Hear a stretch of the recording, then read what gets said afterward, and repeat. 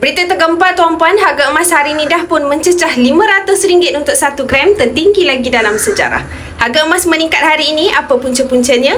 Menurut Presiden Persatuan Emas Malaysia, Datuk Wira Louis Eng, peningkatan harga emas ini didorong oleh beberapa faktor utama dan antaranya ialah ketidaktentuan geopolitik di peringkat global, inflasi berterusan yang melemahkan nilai mata wang dan pembelian agresif oleh bank pusat di seluruh dunia terutamanya China.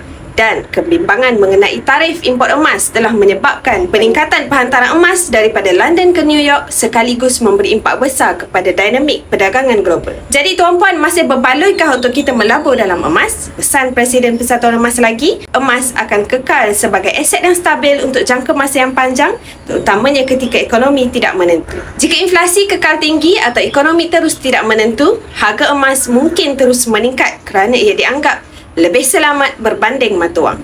Tuan-puan, pesan mentor saya Tuan Muhammad Zulkifli Syafiee, penulis buku Wang Emas, menyesal beli lebih baik daripada menyesal tak beli. Dan pesan beliau lagi, walaupun harga emas akan mencecah sehingga 1000 per gram sekalipun, kita sangat beruntung kerana di Public Gold kita mempunyai akaun emas Skep Public Gold yang mana kita boleh bermula serendah RM100. Tuan-puan, harga emas hari ini yang dianggap mahal, tuan-puan akan rasa murah beberapa tahun akan datang. Dan sememangnya simpanan emas adalah untuk jangka masa yang panjang. Bukannya tuan-puan beli hari ini dan akan jual esok. Jadi tuan-puan ambil tindakan hari ini, mulakan simpanan emas sebelum harga emas meningkat lebih tinggi lagi. Nanti tuan-puan akan berterima kasih kepada tindakan yang tuan-puan ambil hari ini. Jadi tuan-puan, macam mana nak menabung emas? Di akaun emas Skep Public Gold, tuan-puan boleh rujuk pin video saya untuk langkah mudah daftar akaun emas dan nanti saya akan bantu tuan-puan cara terbaik menabung emas di Public Gold sesuai dengan bajet tuan-puan.